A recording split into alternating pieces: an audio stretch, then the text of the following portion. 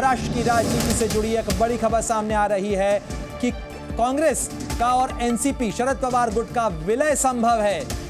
कांग्रेस के सियासत के हिसाब से भी महत्वपूर्ण कहा जा सकता है और करीब 2.5 दशक के सफर के बाद एनसीपी शरद पवार गुट, जिसके प्रमुख हैं शरद पवार, वो कांग्रेस में अपनी पार्टी का विलय कर सकते हैं। सूत्रों के हवाले से यह खबर सामने आ रही है। 1999 में विदेशी मूल का मुद्दा उठाते हुए उन्होंने सोनिया गांधी के विरोध में कांग्रेस से इस्तीफा दिया था। एनसीपी अपनी पार्टी बनाई थी और अब उसके बाद शरद पवार गुट कांग्रेस के अंदर अपना विलय कर सकता है। ये सूत्रों के हवाले से खबर सामने आ रही है और एक बड़ा घटनाक्रम कहा जा सकता है एनसीपी और कांग्रेस के इस विलय को लेकर।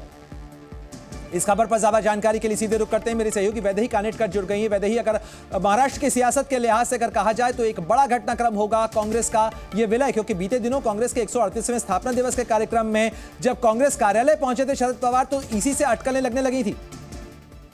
जी बिल्कुल, एक बड़ी खबर जो है वो महाराष्ट्र की सियासत में कह सकते हैं, क्योंकि जिस तरह से शरद पवार गुट, जिनके पास अभी फिलहाल पक्ष का नाम नहीं है, जिनके पास फिलहाल राष्ट्रवादी का जो चुनाव चिन्ह है वो भी नहीं है, ये गुट जो है वो जल्द ही जल्द कांग्रेस में विलीन होने की बात जो है वो सूत्रों के हवाले से सामने आ रही है। हालांकि शरद पवार इन्होंने अपने पुणे के घर में अपने विधायक और सांसदों की बैठक बुलाई है। ये बहुत अर्जेंट लेवल पे ये बैठक बुलाई है, जिसमें ये प्रस्ताव शरद पवार खुद अपने विधायक और सांसदों के सामने रख सकते हैं। हालांकि इस पूरे मामले को लेकर जो है वो हाईकमांड से लेकर केंद्रीय नेतृत्व तक जो है वो चर्चा हो चुकी है, लेकिन ये मामला जो है वो अपने विधायक और सांसदों से बातचीत करना चाहते थे शरद पवार, जिस वजह से उन्होंने जो है वो अपनी बैठक यहाँ पर बुलाई हुई नजर आ रही है और इसी बैठक में जो है वो एक अहम फैसला लेने की बात भी सामने आ रही है। कितनी बजे ये बैठक बुलाई गई है और इसके अंदर कौन कौन और नेता जो एनसीपी के हैं वो शामिल होंगे? जी बिल्कुल, ये बैठक जो है वो पुणे के शरद पवार के घर पे फिलहाल शुरू है, जहां पर विधायक और सांसद सुबह से जो यहाँ पर जो है वो फिलहाल दिखाई दे रहे हैं। और महत्वपूर्ण बात ये है कि शरद पवार गुट के मंगलदास बांदल, ये जो बड़े नेता है, इन्होंने खुद बाइट दिया है। उन्होंने ये भी कहा कि इस विलीनीकरण के बारे में जो है वो फिलहाल बातचीत भी शुरू है और केंद्रीय लेवल पे ये बातचीत भी हुई है। तो इसी बात को लेकर शरद पवार जो है वो अपने विधायक और सांसदों के साथ आज बातचीत करेंगे, पूछताछ करेंगे क्या ये सही फैसला होगा या राज्यसभा को लेकर शरद पवार की एक अहम राजनीति मानी जाएगी। क्योंकि जिस तरह से कांग्रेस के विधायक जो है वो बीजेपी के संपर्क में है, कहीं ना कहीं कांग्रेस के साथ बगावत होने की आशंका बताई जा रही है, पर यहाँ पर कांग्रेस को राज्यसभा में अपना उम्मीदवार भेजना है, जिस वजह से शरद पवार गुट के विधायकों की मदद जो है वो भी वो ले सकते हैं। लेकिन इस पूरे मामले को लेकर अगर हम देखें तो कोई भी ये भी रिपोर्ट आ रही है सामने कि शरद पवार और रमेश चेन्नीथला की महत्वपूर्ण बैठक भी हुई है इस सिलसिले के अंदर, क्या जानकारी है? जी बिल्कुल, कल जो है वो महाराष्ट्र के कांग्रेस के प्रभारी रमेश चेन्नीथला और शरद पवार, इनके बीच अहम बैठक हुई है। इससे पहले हाईकमांड की कांग्रेस की जो है वो काफी अहम बैठक है जो भी दिल्ली में पास हुई है। उसके बाद ये चेन्नीथला जो है प्रस्ताव लेकर शरद पवार के पास गए थे और ये प्रस्ताव के बारे में बातचीत करने के लिए शरद पवार ने आज अपने सांसदों और विधायकों की बैठक बुलाई है। आज इस बैठक में क्या शरद पवार के साथ जुड़े हुए सांसद और विधायक क्या इस शरद पवार के फैसले से अनुकूल होंगे, ये देखना भी काफी महत्वपूर्ण रहेगा। नहीं तो इस पूरे मामले को लेकर नाराजी होकर भी कुछ सांसद या कुछ विधायक जो है वो अजित पवार गुट से भी मिल सकते हैं, ऐसा भी कहा जा रहा है। तो काफी सियासी तेज जो है वो महाराष्ट्र में, बिल्कुल महाराष्ट्र की सियासत के लिहाज से बड़ा घटनाक्रम कहा जा सकता है।